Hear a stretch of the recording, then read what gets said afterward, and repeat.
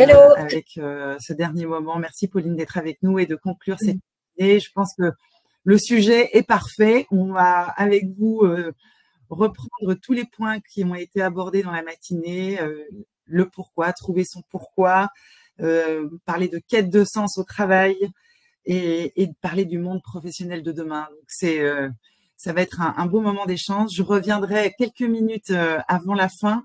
Je me permettrai de réintervenir avant que le temps s'écoule parce qu'on est tenu de faire 4 heures pile poil et j'ai un petit message à faire passer avant que ça s'arrête. Donc je viendrai me reglisser dans la conversation. Mais en tout cas, merci encore de nous avoir fait confiance, d'être avec nous. Vous êtes salués déjà par un grand nombre de participantes qui continuent de nous suivre et d'interagir et c'est vraiment super. Je vous laisse la parole et juste après. Merci beaucoup. Merci beaucoup Valentine et bonjour à toutes et merci d'être présente aujourd'hui pour cette dernière masterclass de la matinée. Alors je me dis que si vous êtes là aujourd'hui, c'est sans doute parce que peut-être que ces derniers temps, vous snoozez 6 fois le matin avant de vous lever pour aller bosser.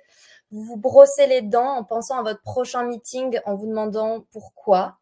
Peut-être que vous avez l'impression d'avoir coché toutes les cases pour être adapté à la société et pourtant quelque chose cloche et une nouvelle question vous taraude.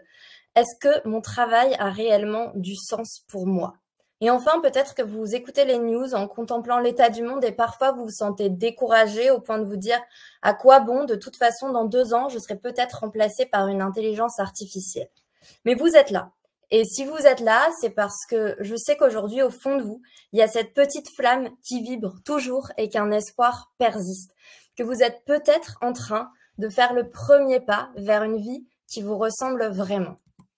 Alors moi, je me présente, je m'appelle Pauline et notre capacité à toutes à transformer notre vie pour incarner qui nous sommes vraiment, j'y crois dur comme fer parce que tous les jours, j'accompagne des femmes comme vous en quête de sens à redonner une place durable au travail dans leur quotidien.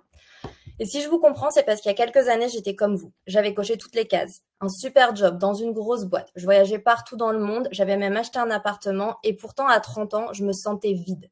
Ce qui m'a aidé à réaligner les planètes, ça a été vraiment de me faire accompagner par le biais d'un bilan de compétences et surtout de définir mon pourquoi, ma mission de vie comme une boussole qui guide mes actions. Alors, mon objectif avec cette masterclass, c'est vraiment de vous donner espoir, de vous donner envie et de vous montrer qu'il y a des opportunités que vous pouvez saisir. Qu'en trouvant et en comprenant ce pourquoi vous êtes là dans cette vie, vous pouvez être actrice du changement à votre échelle et selon vos conditions. Non pas pour faire comme tout le monde, mais pour réellement incarner votre mission et donner le sens que vous décidez de donner à votre vie. Ce sens qui va avoir un impact positif durable sur vous-même, sur votre communauté, mais aussi sur le monde qui vous entoure. Et face à un monde du travail qui est, on le sait, en pleine mutation, au milieu de toutes les injonctions faites aux femmes, de devoir être sur tous les fronts, d'assumer une carrière, une vie de maman, une vie de femme, et dernière injonction en date, de trouver un métier qui a du sens, cette transformation, elle peut sembler déroutante, voire même parfois un peu intimidante. Alors, ce que j'ai souhaité faire avec cette masterclass, c'est vraiment de déconstruire un petit peu cette crainte en abordant dans un premier temps le sujet du pourquoi, puis de redonner une définition juste à ce concept de sens au travail afin que vous puissiez vous l'approprier personnellement et enfin déconstruire les idées reçues anxiogènes sur le futur du monde du travail pour vous montrer que oui, ce futur, il peut être vibrant et qu'il y a une solution pour chacune d'entre nous si on décide de se mettre à l'écoute et de se respecter. Et donc, je voudrais commencer cette présentation par une petite phrase d'Agnès Varda, qui est une artiste que j'aime beaucoup, qui est une grande réalisatrice française de la Nouvelle Vague et qui avait une fascination pour l'humanité et qui, à travers ses documentaires, tenait à exposer la réalité telle qu'elle était réellement, sans masque, sans artifice. Et j'aime beaucoup ce qu'elle nous dit et qui peut paraître très simple, mais qui finalement est l'une des choses dont on a le plus de mal à se détacher. Il faut oser être soi-même, même si cela ne plaît pas à tout le monde. Oser incarner sa singularité, son unicité. Et pour faciliter cela, l'une des premières choses que l'on peut faire, c'est de se demander pourquoi on fait notre quoi. Et je vous propose peut-être de répondre à cette question dans le chat, cette fameuse question « Et toi, tu fais quoi dans la vie ?» Pour me dire un petit peu, voilà, qui est là? Qu'est-ce que vous faites, vous, dans la vie? Et je vais essayer d'ouvrir le chat. Alors, je vous vois tout en train de taper. Je vois pas encore les réponses. Alors, chargé de formation, artiste, ressources humaines, prof des écoles. Voilà, on a un bon panel une belle diversité de différentes professions. Alors, ce qui est intéressant, c'est que, vous voyez, je vous pose cette question et que tout le monde me répond par son métier. Donc, ce que vous faites dans la vie, c'est votre métier. Et je pense que ça, c'est un petit peu problématique parce que je suis sûre que vous faites plein d'autres choses dans votre vie qui n'est pas nécessairement votre métier. Et j'aimerais bien qu'on transforme un petit peu cette question et je vous invite cette fois-ci à répondre à cette question qui est pourquoi vous faites ce que vous faites? Pourquoi vous faites ce métier? Sans forcément avoir une réponse très claire et élaborée, mais juste avec un petit peu votre intuition. Pourquoi? Pourquoi vous faites ça? Pour faire du bien aux humains.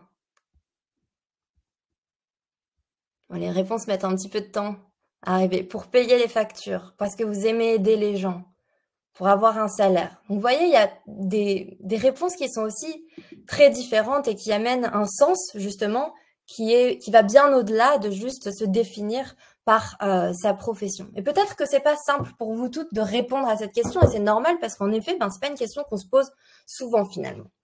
Déterminer votre pourquoi, c'est partir à la rencontre de votre étoile du Nord, de ce qui vous anime au plus profond de vous-même. C'est vous reconnecter à qui vous êtes vraiment pour comprendre le rôle que vous avez envie de jouer dans cette vie. Et définir son pourquoi, ça fait référence à comprendre et à articuler la raison fondamentale qui motive nos actions, nos décisions et nos objectifs dans notre existence. Et c'est l'objet d'un concept qui a été popularisé par Simon Sinek dans son livre Start with Why, commencer par le pourquoi, qui est un best-seller international où il explique que les individus et les organisations les plus influents sont ceux qui communiquent clairement leur raison d'être. Alors, trouver son pourquoi permet de passer de la recherche du simple bonheur à un véritable épanouissement. Le bonheur, il faut savoir que c'est une sensation qui est éphémère, qui est liée au résultat de nos actions, alors que l'épanouissement, c'est durable et ça découle de la raison profonde pour laquelle nous faisons les choses. La méthode de Simon Sinek, elle consiste à rassembler des souvenirs marquants et à identifier des thèmes récurrents en collaboration avec une personne objective qui va pouvoir vous accompagner. Pour trouver votre pourquoi, on doit commencer par identifier ce qui vous motive profondément. Et c'est souvent lié à vos passions, à vos intérêts personnels, à ce qui vous procure de la joie, de l'énergie. Ça va vous permettre de clarifier votre vision, de vraiment déterminer une vision claire de ce que vous voulez accomplir et de l'impact que vous souhaitez avoir. Et enfin, d'aligner vos actions avec cette vision, comme une boussole qui va vous permettre de prendre des décisions personnelles, professionnelles, de manière à ce qu'elles soient cohérentes avec votre aspiration profonde. Mais bon, tout ce discours un petit peu méta, ça nous explique pas trop concrètement à quoi ça ressemble un pourquoi. Alors, évidemment, le pourquoi il va être différent pour chacun d'entre nous, mais j'ai voulu ici vous donner quelques exemples. Mon pourquoi, à moi, c'est de guider l'humain au service d'une vie riche de sens. Peut-être que pour vous, c'est d'apporter du rire et de la joie à votre communauté, de préserver et d'apprécier la nature, d'améliorer la vie des personnes âgées ou encore d'explorer le monde à la rencontre de différentes cultures. Ce qui fait un bon pourquoi, c'est une phrase qui est finalement assez concise, assez générale, pour englober une vision long terme et qui soit authentiquement connectée à vos besoins personnels. Alors, afin d'entamer cette réflexion sur votre pourquoi, ce que je vous propose aujourd'hui, c'est de faire un petit exercice de visualisation très rapide. L'idée aujourd'hui, c'est juste de stimuler votre intuition et votre imagination au détour de quelques questions clés. Et donc, si vous avez un papier, un stylo, vous pouvez les prendre ou juste taper sur votre ordinateur, mais on fera ça après l'exercice. L'exercice, je vais vous demander de peut-être prendre un petit peu de recul justement avec l'ordinateur et je vais vous inviter, même si je ne peux pas vous voir, à fermer les yeux, à bien ancrer vos deux pieds dans le sol et à prendre le temps de prendre un petit peu conscience de votre corps en ramenant votre attention sur votre souffle. Vous allez prendre quelques profondes inspirations, lentement, par le nez, et prendre un instant pour observer les sensations dans le corps, peut-être amener de la détente, percevoir les battements de votre cœur, calmer la respiration, peut-être observer les zones de tension ou d'inconfort dans le corps et diriger le souffle dans cet espace qui a peut-être besoin d'être détendu. Puis une fois que vous y êtes, je vais maintenant vous poser 3 questions et vous laisser observer ce qui se passe dans votre espace mental en laissant aller les pensées, les idées, les images qui se dessinent sans forcément que ce soit des choses concrètes, mais juste prendre conscience de ce qui est présent sans trop chercher à développer. La première question que vous pouvez vous poser et que vous laissez résonner à l'intérieur de votre conscience, c'est quelle est la trace que je veux laisser derrière moi? Quelle est la trace que je veux laisser derrière moi?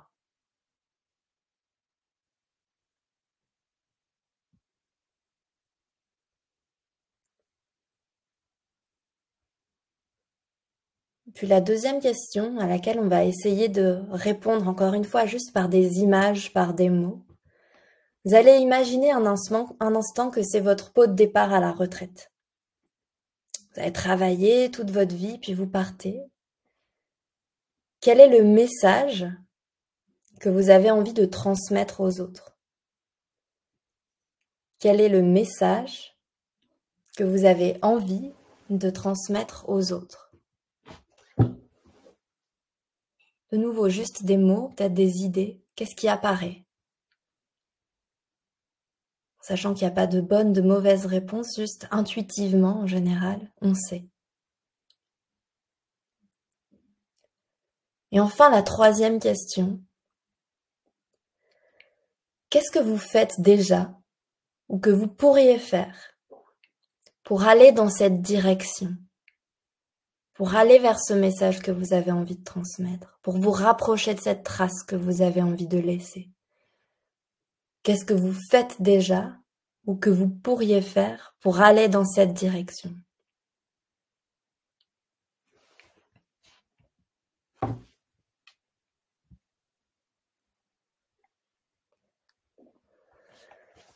Et progressivement, vous allez réintégrer l'espace physique de la pièce dans laquelle vous vous trouvez. Et vous pourrez rouvrir les yeux et peut-être prendre un instant pour noter juste les quelques mots qui vous sont apparus, soit dans votre carnet ou les partager avec nous comme vous le souhaitez. Et ces quelques mots, dans cette toute petite visualisation qui bien sûr n'a duré que quelques minutes, c'est peut-être déjà le point de départ d'un travail de fond que vous pouvez faire pour cheminer vers vous-même. Trouver son pourquoi, c'est un process qui prend du temps, mais qui est super puissant et qui peut vous permettre de vraiment constituer un ancrage profond pour le reste de votre vie. Parce que le pourquoi, c'est quelque chose de tellement, tellement profond qu'il y a peu de chances finalement pour qu'il se transforme au cours de notre existence. Ce qui peut changer, en revanche, c'est la manière dont vous pouvez choisir de l'incarner et de le poursuivre. Et cet exercice de trouver son pourquoi, son étoile du Nord, c'est un point central de l'accompagnement que je propose avec Mission to You et qui est vraiment le point culminant du travail d'introspection qu'on va réaliser lors d'un bilan de compétences. Maintenant, une fois que ce pourquoi est défini, on peut se demander comment est-ce qu'on va incarner cette vision que l'on a pour soi-même, par quels moyens, par quelles actions. L'objectif, c'est d'atteindre une certaine forme d'épanouissement et de se coucher le soir en ayant l'impression d'avoir accompli quelque chose qui nous permette d'incarner notre mission de vie.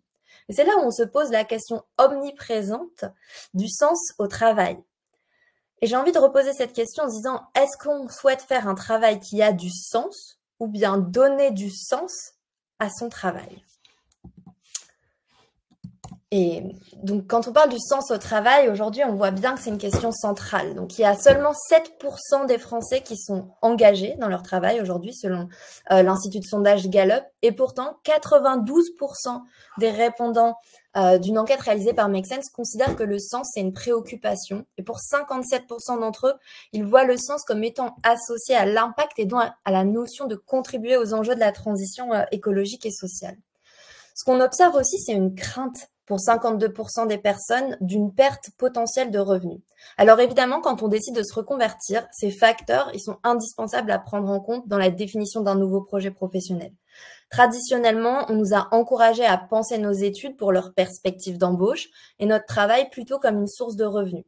Alors, quand on commence à travailler, on cherche d'abord à cocher ces cases, mais ce qu'on observe de plus en plus, c'est qu'au bout de quelques années, quand on a tout bien fait comme il faut, la question du sens, elle pointe le bout de son nez. Alors, comment votre travail peut venir nourrir votre pourquoi? Avant qu'on plonge au cœur de ce sujet, je voudrais vraiment apporter une nuance dont je pense qu'on a grandement besoin aujourd'hui. C'est qu'on entend beaucoup dire qu'il faut absolument trouver du sens dans son travail. Mais il est important de rappeler qu'on a aussi le droit de ne pas ressentir cette obligation. Chacun est libre de chercher un travail qui lui permet de se réaliser pleinement ou simplement de choisir un emploi qui assure une sécurité financière et un équilibre. Trouver du sens au travail, c'est pas la seule voie pour l'épanouissement. On peut aussi trouver du sens en dehors de son travail et réfléchir à comment adapter sa vie professionnelle à ce besoin et non pas l'inverse. On va se pencher maintenant un petit peu plus de plus près sur la définition du sens et sur les corrélations qui existent entre le sens, l'impact et l'action. Donc le sens, on l'a vu, ça fait vraiment référence à la signification, à l'importance qu'on attribue à nos actions et à notre existence. C'est quelque chose qui est intrinsèque, qui est subjectif, basé sur nos valeurs et nos croyances et qui répond plutôt à des questions comme pourquoi est-ce que c'est important pour moi? Ensuite, on confond souvent le sens et l'impact. L'impact, c'est pas du tout la même chose. L'impact, ça désigne les effets ou les conséquences de nos actions sur le monde extérieur. C'est extrinsèque, c'est objectif et surtout c'est mesurable par des indicateurs concrets. Et donc, ça va répondre à des questions comme quels sont les effets concrets et mesurables de cette action. Et enfin, l'action, c'est le processus de faire ou de réaliser quelque chose. C'est essentiel pour traduire le sens en impact. Nos actions, elles peuvent avoir du sens et de l'impact, mais elles doivent être aussi stimulantes pour nous permettre de nous épanouir pleinement. Je vous donne un exemple concret. Imaginez une personne qui travaille dans une ONG pour lutter contre la pauvreté. Cela a du sens, la finalité du travail a du sens. L'impact quantifiable et mesurable de ce travail, ça pourrait être de fournir de la nourriture à 1000 familles pour réduire le taux de pauvreté de X%. Les actions à mettre en place pour atteindre cet impact, elles peuvent être très différentes. Cette personne, on ne sait pas ce qu'elle fait. Peut-être qu'elle est webmaster, peut-être qu'elle collecte des dons dans la rue, peut-être qu'elle s'occupe de gérer les comptes de l'association ou qu'elle coordonne une équipe de bénévoles sur le terrain. Et c'est là qu'il est très important de faire la distinction entre œuvrer pour quelque chose qui a du sens et faire quelque chose qui a du sens pour soi. Et donc, les actions qui me permettent de m'épanouir et de trouver du sens à l'intérieur de moi, faire des choses que j'aime, qui me stimulent intellectuellement. Ça se résume à vraiment venir connaître ses propres moteurs d'action, qui peuvent être la créativité, le travail en équipe, développer une vision stratégique, être sur le terrain ou interagir. En résumé, le sens, c'est ce qui va donner une direction, une motivation, et l'impact, c'est ce qui va permettre de venir mesurer l'efficacité de la portée de nos actions. Et l'action doit être stimulante et alignée avec nos moteurs personnels pour assurer un épanouissement complet. Et donc, je terminerai sur cette notion de sens selon laquelle il existe, on va dire, 3 différents niveaux de sens. Le premier, c'est vraiment le sens intérieur, personnel, qui concerne votre vibration profonde. Et donc ça, c'est est-ce que votre pourquoi est respecté. Ensuite, il y a ce niveau de sens qui est extérieur, qui est plutôt généré par l'entourage professionnel ou personnel qui va venir valider, valoriser ce que nous faisons. Et donc ça, c'est lié vraiment au respect de vos moteurs. Et enfin, le sens qu'on estime plus macro, qui lui est plus lié finalement à l'impact sociétal, environnemental, faire en sorte que l'humanité continue tout simplement à exister, et qui répond à cette question du besoin potentiel d'impact qui est présent, encore une fois, pas nécessairement chez tout le monde. Alors maintenant que nous avons défini cette notion de sens, on va se tourner pour la fin de cette présentation vers le futur et comment faire sens dans un monde du travail en mutation. Alors depuis la crise sanitaire de 2020, on sait que le monde du travail tel qu'on le connaît s'est transformé de manière significative. Et bien que cette transformation soit bien réelle et toujours en cours, les plus pessimistes d'entre nous en profitent pour dépeindre un paysage anxiogène basé sur un nombre de fausses affirmations incalculables. Et permettez-moi de vous dire qu'ils ont tort et que je suis absolument pas d'accord avec ça. Oui, la transformation du travail, elle est bien présente, elle est rapide. On a fait face à l'avènement du télétravail, de la flexibilité, à l'automatisation et la digitalisation, ou bien à la croissance rapide des modes de travail indépendants qui finalement sont des évolutions qui nous permettent d'avoir accès à une plus grande liberté. Et cette transformation, pour moi, elle est loin d'être une évolution négative, bien qu'elle nécessite des adaptations Elle offre surtout des opportunités inédites de réinventer les modes de travail et de les adapter à nos nouveaux besoins. Alors pourtant, les clichés ont la vie dure. Et donc parmi tout le florilège de ce que je vois et ce que j'entends ces derniers temps, j'en ai sélectionné quelques-unes. Par exemple, les robots et l'intelligence artificielle vont remplacer tous les emplois. C'est faux. En réalité, bien sûr qu'il va y avoir une modification des usages au travail à cause de l'intelligence artificielle ou grâce, mais cela dit, de nouveaux emplois vont être créés et surtout, il y a des compétences humaines uniques qui aujourd'hui sont très importantes, telles que la créativité, l'empathie, la pensée critique et qui vont devenir de plus en plus importantes justement dans le monde de demain. Deuxième croyance, c'est qu'il faudra apprendre constamment de nouvelles compétences pour ne pas devenir obsolète. Alors, l'apprentissage continu, c'est important. Oui, il va falloir acquérir de nouvelles compétences, mais ce qu'on oublie de dire, c'est qu'il y a beaucoup de compétences de base qui restent pertinentes, qui restent transférables et surtout que les soft skills, ces savoir-être, n'ont jamais été autant valorisés en entreprise qu'aujourd'hui. Et enfin, ma préférée, c'est que les jeunes générations sont paresseuses et moins ambitieuses. Mais ça aussi, c'est complètement faux.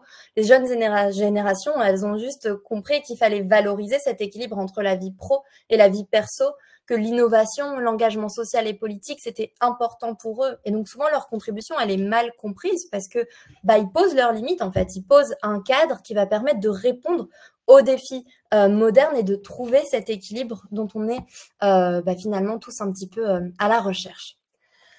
Et donc pour finir, j'ai décidé de vous présenter un petit peu 3 pistes pour clôturer cette matinée, 3 pistes de réflexion sur des secteurs qui ont déjà et qui auront dans les années à venir une importance capitale et qui vont représenter une part non négligeable des métiers de demain. En espérant que ça puisse peut-être susciter chez vous un intérêt, à vous de les explorer et de savoir si ceux-ci peuvent entrer en résonance avec votre pourquoi. Alors, la première piste, ce sont les métiers du care, les métiers du soin, qui sont déjà très importants aujourd'hui, qui sont souvent sous-valorisés, mais qui vont devenir de plus en plus importants à mesure que la population vieillit, que la demande croissance pour des services de santé personnalité augmente et que l'importance du bien-être et de la qualité de vie fait de plus en plus son entrée dans nos quotidiens. Donc, exercer un métier du care, c'est donner du sens à son quotidien professionnel en prenant soin des plus fragiles et en contribuant à une société plus juste et plus solidaire.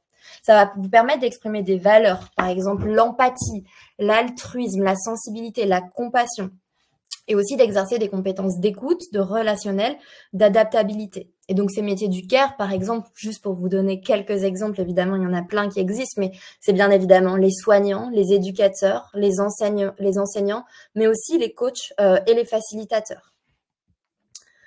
Le deuxième secteur, c'est le secteur de la durabilité et de l'impact. Réfléchir à ces nouveaux métiers donc qui vont nous permettre de mettre à profit notre énergie dans des structures qui construisent le monde de demain. Et en ce qui concerne cette thématique, je vous recommande vraiment de lire un livre que j'ai là avec moi, qui est le livre de Julien Vidal, qui s'appelle « Mon métier aura du sens », qui est paru aux éditions Vuibert et qui donne vraiment plein de pistes de réflexion sur les métiers à impact positif sur la société et l'environnement. Les métiers à impact, c'est des métiers qui vont vous permettre de mettre en avant vos valeurs qui concernent la responsabilité sociale, l'engagement, l'innovation et qui requièrent des compétences en général d'organisation, de communication, de gestion de projet ou de développer une expertise sur un sujet donné. Et les métiers à impact, aujourd'hui, il y en a des nouveaux tous les jours, évidemment, puisque le monde est en perpétuel mouvement, en perpétuelle évolution. Vous connaissez sans doute les responsables de la RSE, les métiers du développement durable, le travail humanitaire, mais vraiment, n'hésitez pas à consulter ce livre. Et puis, il y a plein de plateformes qui existent aussi, comme Make Sense, sur lesquelles sont répertoriés ces métiers qui ont du sens et qui ont de l'avenir. Et enfin, le dernier secteur que je voulais évoquer, surtout pour les femmes, c'est le secteur de la tech. Parce que, en fait, la tech, c'est des métiers d'avenir. C'est possible de faire de la tech bien, de la tech green, de la low-tech. Et les femmes, aujourd'hui, sont sous-représentées à tort dans ce domaine. Parce que c'est un domaine qui offre des opportunités de résoudre des problèmes sociétaux par l'innovation, mais surtout qui garantissent des carrières qui sont dynamiques, qui sont bien rémunérées et qui, en général, permettent une grande flexibilité, notamment de travailler un petit peu de où on veut. Donc aujourd'hui, en France, on a la chance d'avoir de nouvelles écoles qui proposent des formations courtes pour se former au métier du digital et des communautés de femmes bienveillantes qui œuvrent vraiment pour une meilleure insertion des femmes dans ces métiers de demain. Et donc, je pense que c'est des métiers dans lesquels vous pourrez explorer votre créativité, votre capacité d'innovation, d'analyse, de gestion de projet. Et donc des métiers comme le product management, le développement web et la data. Donc j'espère vraiment que ces perspectives vous permettent de voir votre transition professionnelle de manière un petit peu plus sereine. Et donc cette réflexion autour du sens, du pourquoi, de la durabilité des métiers, c'est vraiment des sujets qu'on aborde en profondeur dans mon accompagnement Mission to You. Donc je prends juste une dernière minute, Valentine, si c'est OK pour toi. Oui, je sais, mais ça va s'arrêter tout seul. Juste pour vous parler de ce que moi je propose, si ça vous intéresse éventuellement d'aller plus loin dans cette réflexion, éventuellement de travailler ensemble. Donc Mission to You, c'est un bilan de compétences qui va vous aider à redonner une place durable au travail dans votre quotidien. C'est un accompagnement qui s'articule autour de 3 piliers. Le premier, c'est l'introspection. Donc, c'est vraiment cette question du pourquoi, de comprendre ce qui te fait vibrer, quels sont les moteurs, de découvrir sa boussole intérieure. Puis une partie d'exploration qui ouvre le champ des possibles, qui va explorer presque 50 métiers qui correspondent à votre personnalité pour mettre en perspective vos envies et vos compétences. Et enfin, un plan d'action qui va être une réalisation d'une enquête terrain, un plan d'action avec des objectifs précis de manière à pouvoir mettre en place cette transition selon vos timings et vos impératifs. C'est 100% en ligne, ça dure environ 3 mois, c'est 14 heures de coaching en individuel et c'est finançable à 100% par votre compte formation. Voilà, c'est tout pour moi. L'outil fait que ça va s'arrêter dans 1 minute, le chat va s'arrêter aussi, donc... Voilà, j'ai 1 minute pour vous remercier toutes pour votre participation et surtout de vous féliciter de vous avoir pris un temps pour vous ce matin, pour vous et uniquement pour vous. J'espère que cette masterclass vous aura bien aidé, vous aura inspiré pour cet été. Il y en a d'autres de prévus. Je vous donne rendez-vous en septembre, le jeudi 26 septembre pour un prochain thème. On parlera de dynamiser son image. Dynamiser son image, c'est-à-dire utiliser les réseaux sociaux, pouvoir parler en public, etc. Je vous laisse. Connectez-vous à notre newsletter pour avoir toutes les informations professionnelles. Je vous remercie encore pour votre participation et je vous souhaite un très bel été ressourçant à chacun et à chacune. Merci.